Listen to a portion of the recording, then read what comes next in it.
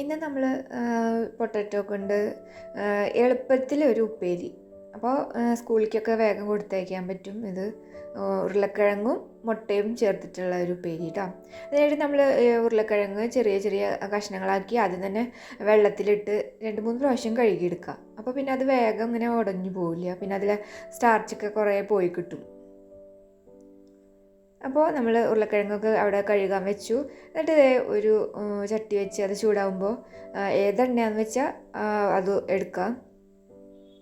വെളിച്ചെണ്ണയാണ് ഞാൻ എടുത്തിരിക്കുന്നത്. അത് ചൂടാവുമ്പോൾ അതിലേക്ക് കുറച്ച് വെളുത്തുള്ളി ചതച്ചത് ഇട്ട് കൊടുക്കുക. കറിവേപ്പിലയും ഇട്ടു. അതിനുശേഷം നമ്മളതിലേക്ക് മുളക് പൊടി ഇട്ട് കൊടുക്കുക. ഇതിപ്പോൾ ചില്ലി പേസ്റ്റാണ്. മുളക് പൊടിയാണെങ്കിലും ഇട്ട് കൊടുത്താൽ മതി കേട്ടോ. മുളക് പൊടിയാണെങ്കിൽ കയ്യിൽ ഇനി കുത്തിപ്പൊടിച്ച മുളകാണെങ്കിൽ അത് ഇട്ട് കൊടുത്താലും മതി.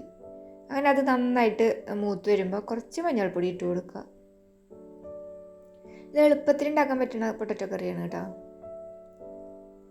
അങ്ങനെ അത് മൂത്ത് വരുമ്പോൾ നമ്മൾ അരിഞ്ഞ് വെള്ളത്തിലിട്ട് കുറേ നേരം വെച്ചിരുന്ന ഉരുളക്കിഴങ്ങ് കഷ്ണങ്ങൾ വെള്ളത്തിൽ നിന്ന് എടുത്ത് വെള്ളം വാറ്റിക്കളഞ്ഞ് ഇതിലിട്ട് കൊടുക്കുക.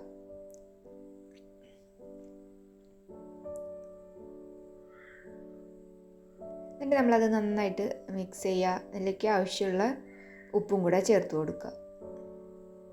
വേഗം പണി കഴിയുണ്ടോ ഇത്.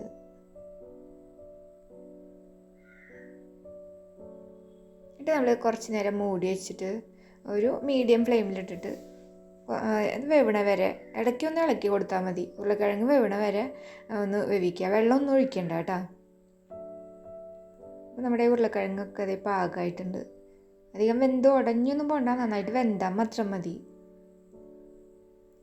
ഇനി ഇതിലേക്ക് നമ്മൾ ചെയ്യുന്നത്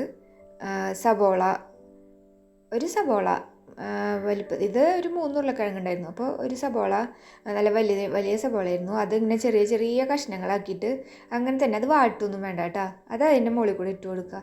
ഈ ഉരുളക്കിഴങ്ങിൻ്റെ കൂടെ വെന്ത ഉരുളക്കിഴങ്ങിൻ്റെ കൂടെ ഇപ്പോൾ ഈ വാത്ത സബോള കടിക്കാൻ നല്ല രസമാണ്. പിന്നെ അതിൻ്റെ മുകളിൽ കൂടെ നമ്മൾ മുട്ട പുഴുങ്ങിയത് ഇങ്ങനെ ചെറിയ ചെറിയ കഷ്ണങ്ങളാക്കി മുറിച്ചത് ഇട്ട് കൊടുക്കുക. അപ്പോൾ നമ്മുടെ ഉപ്പേരി റെഡിയായി. ഈസി ആയിട്ട് വേഗം സ്കൂളിൽ ലഞ്ച് ബോക്സിനൊക്കെ വെച്ച് കൊടുക്കാനായിട്ട് എളുപ്പത്തിൽ ഉണ്ടാക്കാൻ പറ്റിയതാണ് കേട്ടോ. അപ്പോൾ വീഡിയോ കണ്ട് ഇഷ്ടപ്പെട്ടെങ്കിൽ ലൈക്ക് ചെയ്യുക, കമൻറ്റ് ചെയ്യുക, സബ്സ്ക്രൈബ് ചെയ്യുക. അപ്പോൾ ബൈ.